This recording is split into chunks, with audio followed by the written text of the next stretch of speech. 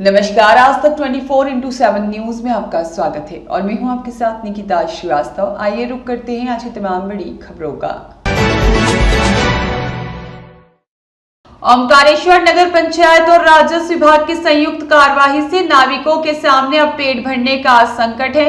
विश्व विख्यात तीर्थ नगरी ओमकारेश्वर में आज 21 नवंबर को प्रातः होते ही राजस्व विभाग, मानधाता और नगर परिषद ओमकारेश्वर सक्रिय दिखाई दिया। सुबह 7 बजे से ही नगर घाट के समीप नर्मदा नदी पर बने हुए नवीन घाट का बंदी हुई गैर लाइसेंसी नाव को प्रशासन ने हिरासत में लेने का कार्य आरंभ किया। मौके पर एक नाव को जेसीबी मशीन के माध्यम से खींचने का प्रयास किया गया, जो कि मौके पर ही क्षतिग्रस्त हो गई। नगर परिषद राजस्व विभाग के द्वारा इन चलित नाव के 27 इंजन भी जब्त किए गए हैं, जिन्हें राजसात किए जाने की बात तहसीलदार गजानन चौहान ने चर्चा में बताई। प्रशासन की इस कार्यवाही को लेकर लगभग 95 गैर लाइसेंसी नाविक परिवारों में रोजगार के साथ ही परिवार के पालन पोषण का संकट भी गहरा गया है। पीड़ित नाविकों का कहना है कि हमें नगर परिषद ओमकारेश्वर सहित पार्षदों के द्वारा निर्णय लिया जाकर लाइसेंस की मांग की है और इस पर नगर परिषद में भी सर्वसहमति दिखलाई है, मगर एक अन्य नाविक संघ के अध्यक्ष के द्वारा बार बार हमें प्रताड़ित करवा करके हमारी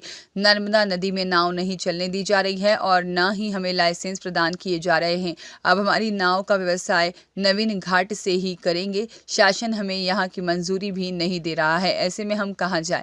उपरोक्त आरोप लगाते हुए पूर्व नाविक संघ के अध्यक्ष कैलाश बावरिया ने लगाया आरोप और कहा कि वर्तमान अध्यक्ष भोला राम केवट का कहना है कि गैर लाइसेंस नाविकों से दुर्घटनाओं का अंदेशा भी बना रहता है। वहीं घाट पर भी नाव खड़ी करने बांधने की व्यवस्था नहीं हो पाती है। मामले भले ही कुछ भी हो, मगर आज 95 नाविक परिवारों के सामने पेट भरने के लाले पड़ते हुए दिखलाई पड़ रहे हैं, जहां पर लोगों में काफी चिंता बनी हुई है। वहीं मामले में तहसीलदार श्री गजानन चौहान ने बताया है कि 27 नाविकों के इंजन बरामद किए गए हैं, जिन्हें राजसात किए जाने की कार्यवाही भी की जा सकती है। फिलहाल कार्यवाही जारी है। स्थली में मौजूद हैं और वर्तमान में जो प्रशासन के द्वारा यहाँ नवीन घाट का निर्माण किया गया है, यहाँ पर नाविक संघ जो पंजीकृत है और एक अलग से 95 नाविक संघ के लोग हैं जिनकी 95 नावें हैं। इनकी विगत कई वर्षों से समस्याएं विकराल हो रही है। बार बार शासन प्रशासन के द्वारा इनके इंजनों को जब्त कर लिया जाता है। आज प्रशासन के द्वारा यहाँ पर पहुँचकर प्रातः से ही जेसीबी माध्यम से इनकी नावें तोड़ने का कार्य आरंभ किया। ये लोग शांतिपूर्वक प्रशासन से इन्होंने बात करने का रास्ता निकाला। अतः मैं शासन द्वारा इनके 30 से 40 चलित के इंजन जब्त कर लिए हैं। ये लोग परेशान, बताएं समस्या है आप बोलो नहीं। 95 नाव से नगर परिषद से मांग कर रहे हैं लाइसेंसों की। स्वीकृति भी हो चुकी है, मगर कुछ लोगों की वजह से आपत्ति लगाती है। आप लोगों का परिवार कैसे अगर नाव कर दी जाती है तो बताएं। हम लोगों का परिवार सर ये नाविक के निर्भर पे ही चलता है। नाविक से हमारा जीविका है। आज कितने इंजन लगभग जब्त हुए आप लोग? अब हमारे 10 इंजन। आप बताएंगे आप? हमारा तो शासन प्रशासन से यही नहीं हुआ था कि हाथ जोड़ के कि 95 के 95 पूरे लाइसेंस रद्द किए जाए। उसमें कुछ भी हानिकारक हो सकता है, इसका जवाबदार प्रशासन है। कुछ लोगों का यहाँ पर यह मत है कि इस नगर परिषद के द्वारा भी एक पारित करके इन नाविक संघों को संसद प्रदान करने की अनुशंसा परिषद द्वारा भी कर लिए, मगर बार बार 2 नाविक संघों के संगठन कराव के यह गरमावा जा रहा है। कहीं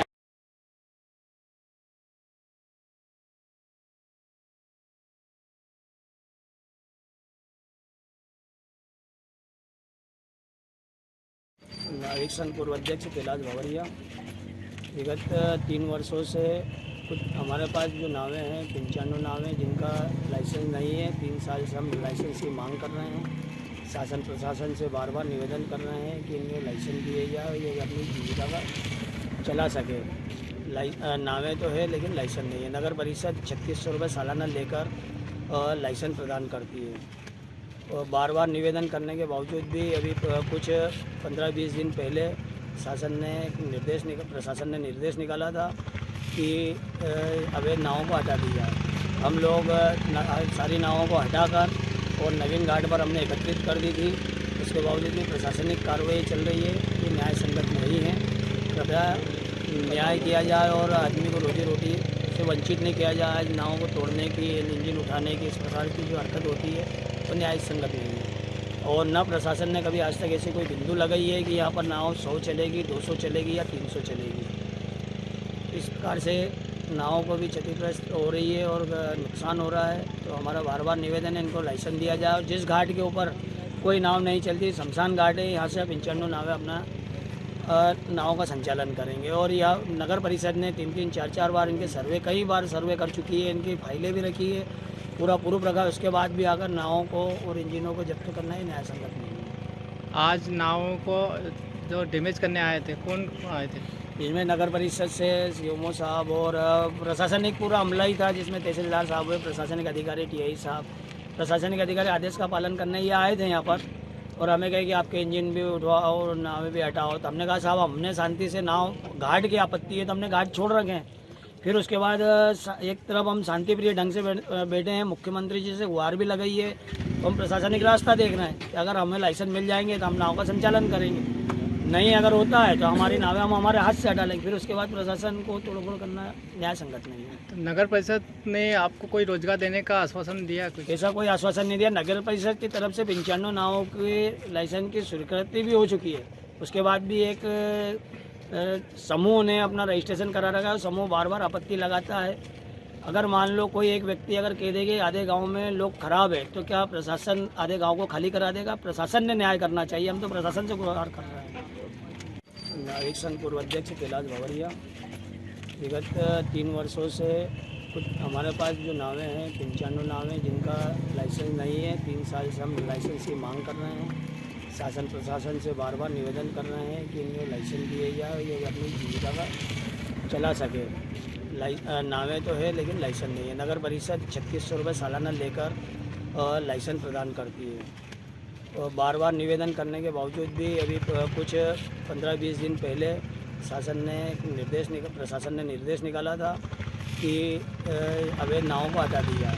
हम लोग सारी नावों को हटाकर और नवीन घाट पर हमने एकत्रित कर दी थी।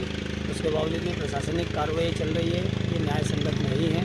कृपया न्याय किया जाए और आदमी को रोजी रोटी से वंचित नहीं किया जाए। आज नावों को तोड़ने की, इंजन उठाने की, इस प्रकार की जो हरकत होती है तो न्याय संगत नहीं है।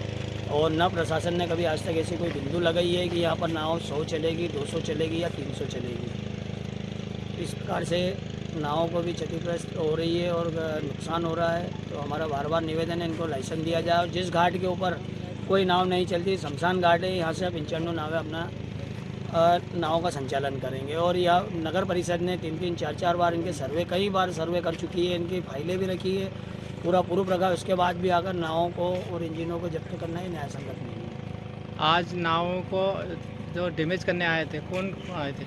इसमें नगर परिषद से सीएमओ साहब और प्रशासनिक पूरा अमला ही था, जिसमें तहसीलदार साहब हुए, प्रशासनिक अधिकारी टीआई साहब, प्रशासनिक अधिकारी आदेश का पालन करने ये आए थे यहाँ पर। और हमें कहे कि आपके इंजन भी उठवाओ और नावें भी हटाओ। तो हमने कहा साहब हमने शांति से नाव, घाट की आपत्ति है तो हमने घाट छोड़ रखे हैं। फिर उसके बाद एक तरफ हम शांति प्रिय ढंग से बैठे हैं, मुख्यमंत्री जी से गुहार भी लगाई है, तो हम प्रशासनिक रास्ता देख रहे हैं कि अगर हमें लाइसेंस मिल जाएंगे तो हम नाव का संचालन करेंगे, नहीं अगर होता है तो हमारी नावें हम हमारे हाथ से हटा लेंगे। फिर उसके बाद प्रशासन को तोड़फोड़ करना न्याय संगत नहीं है। तो नगर परिषद ने आपको कोई रोजगार देने का आश्वासन दिया कुछ? ऐसा कोई आश्वासन नहीं दिया। नगर परिषद की तरफ से 95 नावों के लाइसेंस की स्वीकृति भी हो चुकी है। उसके बाद भी एक समूह ने अपना रजिस्ट्रेशन करा रखा है। समूह बार बार आपत्ति लगाता है। अगर मान लो कोई एक व्यक्ति अगर कह देगा आधे गांव में लोग खराब है, तो क्या प्रशासन आधे गांव को खाली करा देगा? प्रशासन ने नाविक संघ के अध्यक्ष भोला जी यहाँ मौजूद हैं और वर्तमान में भोला जी ओंकारेश्वर में अवैध और वैध नाव संचालन को लेकर काफ़ी विवाद उत्पन्न हो रहे हैं। और आज प्रशासन के द्वारा कुछ नावों को तोड़ा भी गया है, कुछ इंजन भी जब्त हुए हैं। और ये आखिर क्या विवाद है और इसका समाज से कैसा निकलेगा, आप बताएं। इसका समावेश प्रशासन निकालेगा और इसमें नाविक संघ द्वारा बार बार इस बात में प्रशासन को जागरूक किया गया है कि ओंकारेश्वर क्षेत्र में बड़ी मात्रा में अवैध नाव का संचालन हो रहा है। इसी में से कई दिनों से विवाद चल रहा था। प्रशासनिक अधिकारी भी इनमें इन्वॉल्व हुए, जनप्रतिनिधि भी इन्वॉल्व हुए और संगठन भी इसमें इन्वॉल्व हुआ कि जिन लोगों के पास आधार है, जिन लोगों के पास पिता पुत्र का आधार है, जिनके पास चप्पू चलित का आधार है, जिनके पास ड्राइविंग लाइसेंस का आधार है, ऐसे लोगों को चिन्हित किया जाए। तो ऐसे लोगों को नाविक संघ ने चिन्हित किया और ऐसे लोगों की नाविक संघ ने नगर परिषद को भी फाइल दी और एसडीएम महोदय को भी फाइल दी और कलेक्टर साहब को भी फाइल दी है। ऐसे लोगों की संगठन ने मांग की थी कि ऐसे लोगों को प्राथमिकता देके इनके लाइसेंस जारी करके इनको संचालन में लिया जाए। आप पर नाविक संघ का जो आप अवैध नाव कहते हैं, नाविक संघ का आप पर सीधा सा आरोप है कि नाविक संघ संगठन पूर्ण रूप से हम लोगों के साथ में है, किंतु व्यक्तिगत रूप से अध्यक्ष होने के नाते आप पर उन्होंने आरोप लगाया कि वो नहीं चाहते कि हमें लाइसेंस प्राप्त हो। नहीं, ये गलत आरोप लगा रहे हैं।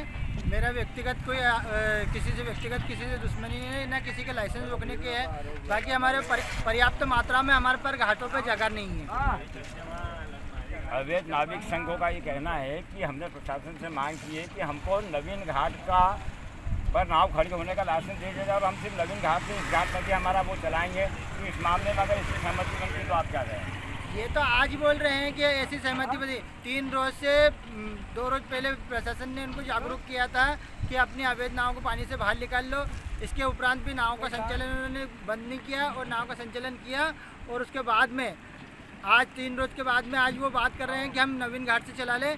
इसके पहले भी इस चीज़ पे मुद्दा उठा था कि 1000 के स्टाम्प पे लिख के दे और लाइसेंस पे लिखवा के दें कि अगर हम उस घाटों पे गए तो इनका लाइसेंस निरस्त प्रभाव से हो सकता है। आप भी नाविक संघ के अध्यक्ष हैं, आप भली भांति जानते हैं कि नाव हमेशा पानी के अंदर ही अच्छी दिखती है और ओंकारेश्वर का भौगोलिक स्तर ऐसा नहीं है कि नाव को एकदम पानी से बाहर निकाल कर खड़ा कर दिया जाए या पटक दिया जाए। वहाँ नाव खंडित हो जाती है, टूट फूट की संभावनाएं बनी रहती है।